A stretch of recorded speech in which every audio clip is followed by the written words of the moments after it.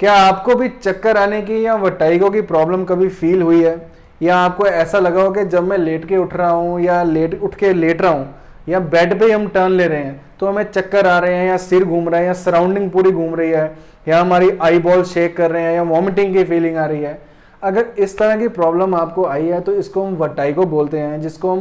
Properly, वैसे तो vertigo के बहुत सारे कॉजेज होते हैं पर इस वीडियो में हम बात करेंगे बिनाइन पैरोक्सिस्मल पोजिशनल वर्टाइगो यानी कि BPPV की।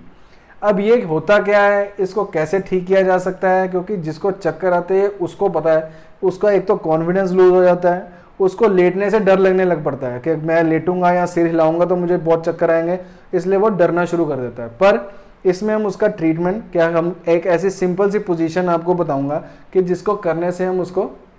ठीक कर सकते हैं या उसकी जो उसके वर्टाइगो के सिम्टम आ रहे हैं उसको रोक सकते हैं। Hello and welcome all of you, I am doctor Varun Vasil और आज हम इस वीडियो में बात करेंगे BPPV की, उसका ट्रीटमेंट जानेंगे और साथ ही साथ ये बिनाइन पैरोक्सिस्मल पोजिशनल वर्टाइगो होता क्या है, क्यों चक्कर आते हैं ऐसे हमारे हेड पोजीशन को मूव करने पे, और ये ईयर के साथ रिलेटेड कैसे होता है, ये सारा इस वीडियो में जानेंगे, तो इसको लास्ट तक जरूर देखिए। तो BPPV होता क्या है, बिनाइन का मतलब होता है कि नॉट मेजर, यानी कि बहुत ज्यादा सीरियस प्रॉब्लम नहीं है,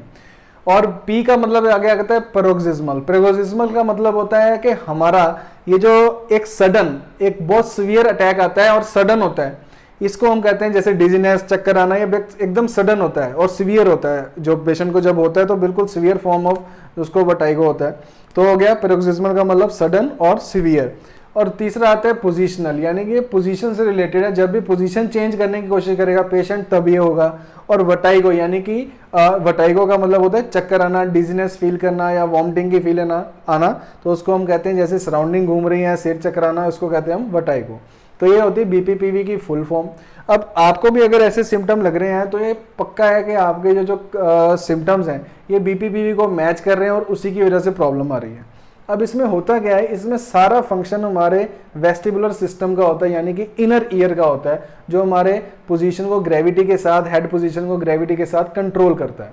अब इसमें होता क्या है, एक इनर ईयर में एक पार्ट होता है जिसको हम वेस्टिबुलर लेबिरिंथ बोलते हैं, जिसके अंदर होते हैं हमारे सेमी सर्कुलर कैनाल। अब वो 3 कैनाल होते हैं, एंटीरियर, पोस्टीरियर और हॉरिजॉन्टल। अब आपको इतना डीपली नहीं जानना, सिर्फ इतना जान लीजिए, इसमें एक फ्लूइड होता है और एक थिन हेयर लाइक सेंसर्स होते हैं जो हमारी रोटेशन ऑफ हेड को अब मॉनिटर करते हैं। जब भी हमने रोटेशन ऑफ हेड करना है तो वो फ्लूइड और हमारे जो हेयर लाइक थिन सेंसर्स हैं वो ब्रेन को सिग्नल पहुंचाते हैं कि हेड कौन सी पोजीशन में मूव कर रहा है।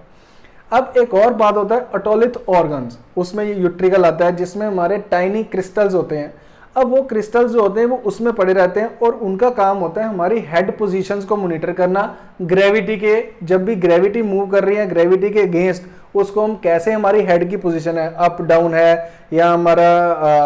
हेड इधर को जा रहा है, राइट जा रहा है, लेफ्ट जा रहा है, किधर को जा रहा है, तो उसको ग्रेविटी के हिसाब से कैसे वो एडजस्ट करता है, वो सिग्नल ब्रेन को पहुंचाता है। अब किन्हीं कारणों से ये जो क्रिस्टल्स हैं ये जब सेमी सर्कुलर कैनाल के अंदर आ जाते हैं, जो कि सिर्फ रोटेशन ऑफ हेड को मॉनिटर करता था, अब जब वो क्रिस्टल सेमी सर्कुलर कैनाल के अंदर आ गए, वो क्या करता है, अब हेड जो है ग्रेविटी को, जो पहले क्या करता था, रोटेशन को मॉनिटर करता था, अब वो ग्रेविटी को भी मॉनिटर करने लग पड़ा, यानी कि ग्रेविटी के हिसाब से हेड की जो पोजीशन चेंज हो रही है, वो पोजीशन ऑफ जो change of position of head है उसको भी मॉनिटर करना शुरू कर देता है, जो कि सिर्फ एक फ्लूइड की वजह से सिर्फ रोटेशन में मॉनिटर करता था। अब वो क्रिस्टल्स उसके अंदर आने की वजह से, सेमी सर्कुलर कैनाल के अंदर जब क्रिस्टल आ गए तो वो क्या करने लगा, ग्रेविटी के हिसाब से जब जैसी पोजीशन चेंज किया पेशेंट ने हेड का, तो वो उसको भी सिग्नल देता था और वो एकदम से उसको डिजीनेस आ जाती थी, चक्कर आ जाते थे। तो ये कारण होता है जब वो क्रिस्टल, अब हमारा क्या काम है, वो क्रिस्टल जो सेमी सर्कुलर कैनाल के अंदर आए हुए हैं तो हेड की कुछ ऐसी पोजीशन, ऐसी मूवमेंट करवाना ताकि वो क्रिस्टल जो है वो सेमी सर्कुलर कैनाल से एक तरफ से दूसरी तरफ से निकल जाए, क्योंकि एक तरफ से एंटर किए हैं तो दूसरी तरफ से हमने घुमा के उसको बाहर निकाल देना है, उसके ऑटोलिथ ऑर्गन तक पहुंचा देना है। तो अब जो हम मैन्यूवर करने जा रहे हैं उसको हम कहते हैं एप्लेज मैन्यूवर, जो कि हम कुछ स्टेप्स करेंगे इसके नेक के पोजीशंस के। तो वो हमने कैसे करना है ताकि हमारा जो सेमी सर्कुलर कैनाल से जो क्रिस्टल है वो बाहर की ओर आ जाए। तो सबसे पहले जब पेशेंट को चक्कर आ रहा होता है तो पेशेंट का हेड आपने क्या करना है, 45 डिग्री पे इस तरह से रोटेट कर देना है, 90 डिग्री होता है, ये पूरा नहीं रोटेट करना, 45 डिग्री बिल्कुल मिडल।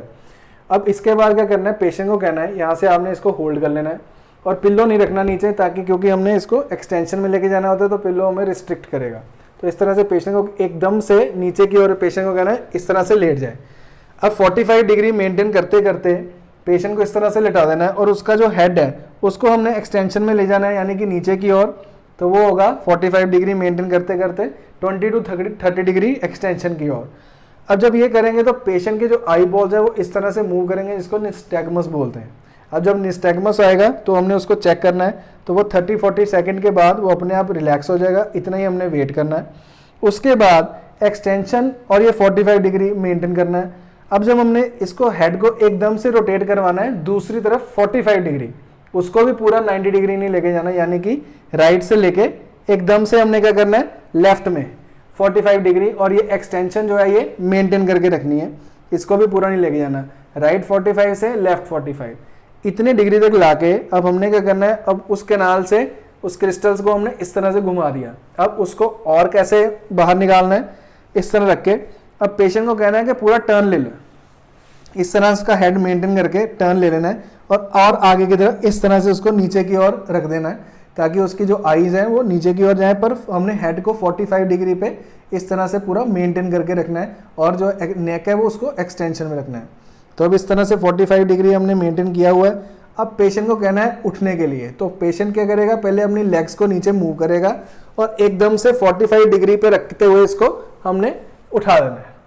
अब ये पोजीशन में जब पेशेंट उठेगा तो हमारा जो यूट्रिकल में फिर से क्रिस्टल्स जो जहां से निकले थे वो वहां पे पहुंच जाएंगे, सेमी सर्कुलर कैनाल से बाहर आ जाएंगे।